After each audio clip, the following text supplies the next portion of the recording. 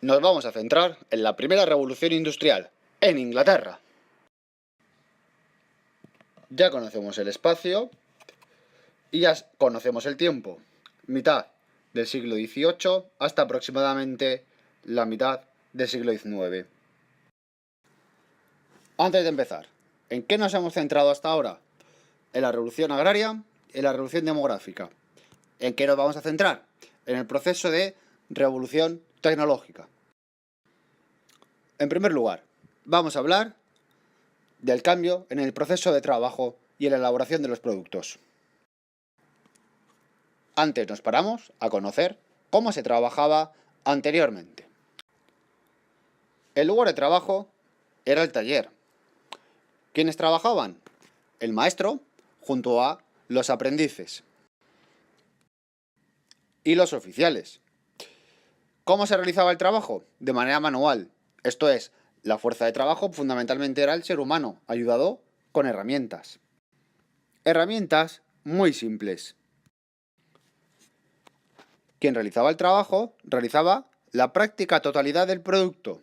Esto es, se ocupaba de todas las fases de la elaboración de dicho producto. ¿Y dónde se vendía? En el propio taller. ¿Y qué va a suceder en torno a mitad del siglo XVIII en Inglaterra? Pues que esta forma de trabajar va a ser incapaz de satisfacer la necesidad de aumentar la producción. Ya no va a poder responder a una demanda que cada vez aumentaba.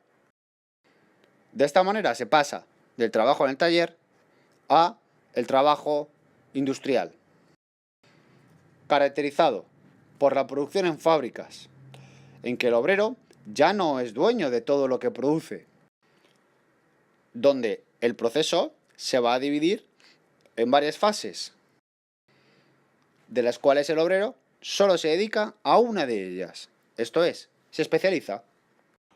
Y ese obrero, por ese trabajo, cobra un sueldo. Podemos ver aquí dos imágenes muy simples y muy sencillas, pero a la vez muy gráficas de las diferencias entre el trabajo en el taller y el trabajo en la fábrica. ¿Y qué consecuencias tiene la aparición de las fábricas? En primer lugar, la concentración de la población en aquellos lugares donde había mayor cantidad de fábricas. ¿Y dónde estaban las fábricas? En las ciudades. Por lo tanto, ¿dónde va a empezar a vivir mayoritariamente la población? En la ciudad, lógicamente. En segundo lugar, se produce un cambio en la forma de trabajar. Al surgir la división del trabajo, en las cuales hay un horario fijo, tanto de entrada como de salida, y un ritmo que ya no lo guía el ser humano, sino la máquina, que es fundamentalmente quien realiza el trabajo. En tercer lugar, todo esto provocó un aumento de la productividad. ¿Qué significa? Que se va a elaborar más productos en menos tiempo. Al poseer el empresario mayor cantidad de productos, va a poder reducir el precio de los productos. Consecuencia directa, que puede aumentar el beneficio el empresario gracias a aumentar el número de ventas.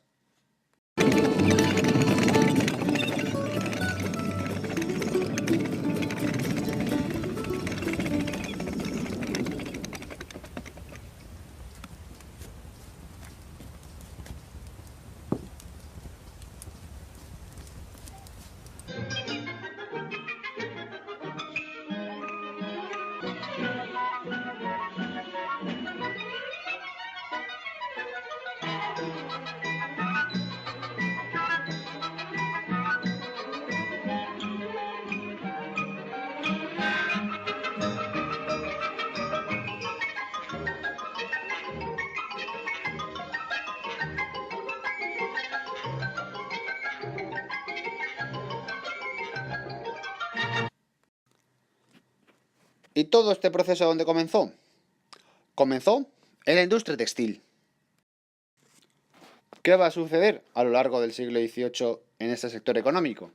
Pues que va a presentar dos grandes ventajas. En primer lugar, se va a cambiar la materia prima de la lana a el algodón.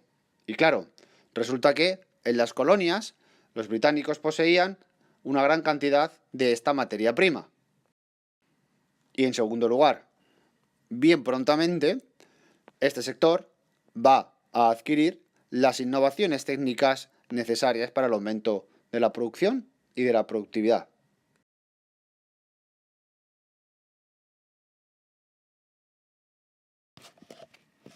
Ante la necesidad de incrementar la producción de tejidos de algodón, algunos empresarios introdujeron innovaciones en el proceso del hilado y del tejido. La mecanización del tejido se inició con la lanzadera volante que inventó John Kay en 1733. Esta innovación aumentó la velocidad del tejido y permitió dar mayor anchura a las piezas. A partir de ahí va a surgir una necesidad, en este caso en el proceso del hilado, que va a resolver la Spinning Jenny de Hargreaves y la Mule Jenny de Crompton en 1779, que funcionaba esta última a vapor y permitió aumentar la productividad, en este caso, del proceso del hilado. A su vez, el desarrollo de la hilatura estimuló las innovaciones en la fase del tejido y en 1786 Cartwright inventó el primer telar mecánico, movido por la fuerza del vapor. A su vez, el desarrollo de la hilatura y el incremento de la producción de tejidos requirió ingentes cantidades de blanqueadores y tintes. Claro, de esta manera impulsaron el desarrollo de la industria química. Aquí vamos viendo un factor de desarrollo, cómo un sector económico posibilita el desarrollo de un segundo. Y por otro lado, como se ve en esta imagen, podemos ver cómo la evolución y la innovación en una determinada fase de la producción provoca la necesidad de mejoras en otra fase. A través de esa necesidad ya tenemos el estímulo necesario para la mejora. Como se ve aquí.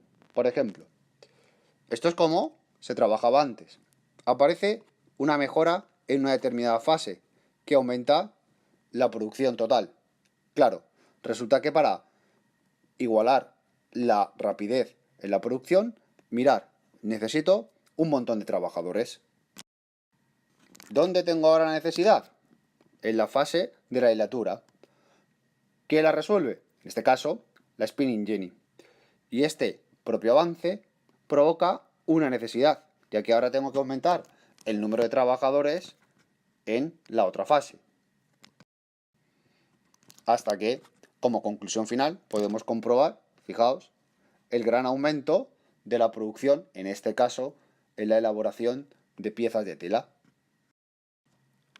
Resumiendo, las consecuencias son el impulso del vapor, el aumento de la producción y de la productividad, que provocan a su vez productos más baratos y de mejor calidad.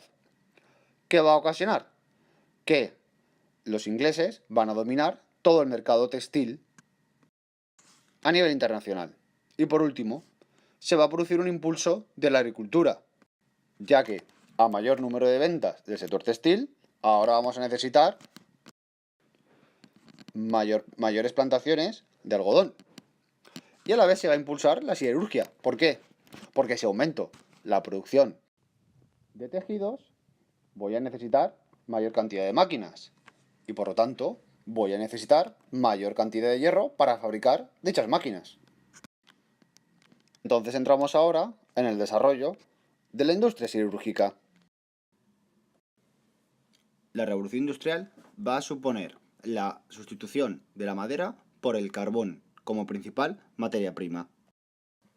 Su beneficio: su mayor potencia calorífica.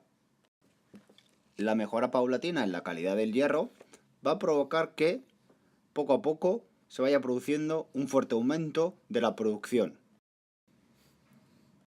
como consecuencia de las múltiples aplicaciones que tenía tanto el carbón como luego el hierro. El carbón era imprescindible para las propias máquinas, mientras que el hierro era el material con el que se realizaban, además de la posterior aplicación en la construcción de trenes y de raíles. En este gráfico podemos comprobar la evolución a lo largo de la primera revolución industrial de la producción de hierro en Gran Bretaña y comprobamos el fuerte aumento de la producción, que todavía será mucho mayor a partir de la segunda mitad del siglo XIX. Y por último, nos centramos en la teoría, el liberalismo económico, cuyo primer gran creador va a ser Adam Smith en su libro La riqueza de las naciones, aunque va a tener otras referencias como por ejemplo David Ricardo. Para Adam Smith, la actividad económica debía regirse por el principio de libertad económica. ¿Para qué? Pues para crear empresas, para poder contratar trabajadores, para establecer las condiciones de trabajo y de producción y establecer los precios de los productos creados. Se oponía así, en el contexto en el que surge, al modelo que todavía imperaba, que era el modelo de producción gremial. Por último, si lo que defendía era la libertad, eso concordaba con que el Estado debía de no intervenir en la economía, contrariamente a la teoría vigente en este momento económica, que era el mercantilismo. ¿Por qué el Estado no debía intervenir? Porque, según Adam Smith, el propio mercado se regulaba a sí mismo a través de lo que él llamó la mano invisible del mercado. ¿Y qué conocemos como mano invisible? Pues ¿qué es la llamada ley de la oferta y la demanda? La que se encarga de regular los precios de los productos y los salarios de los trabajadores. Esta ley afirma que el precio varía en razón directa a la demanda y en razón inversa a la oferta. Así, como se puede ver en este esquema, si había mucha oferta de productos o bien de mano de obra y poca demanda, el precio y los salarios bajarían. Por el contrario, si la oferta era escasa y la demanda elevada, los precios y los salarios aumentarían. En este esquema se puede ver fácilmente. La teoría del liberalismo económico es esencial porque, aunque no literalmente, es la teoría que domina hoy en día, la que se va a imponer con la primera revolución industrial y la que, como toda teoría que crea una hegemonía, va a crear su propia oposición, que luego veremos en el movimiento obrero. Esto es todo.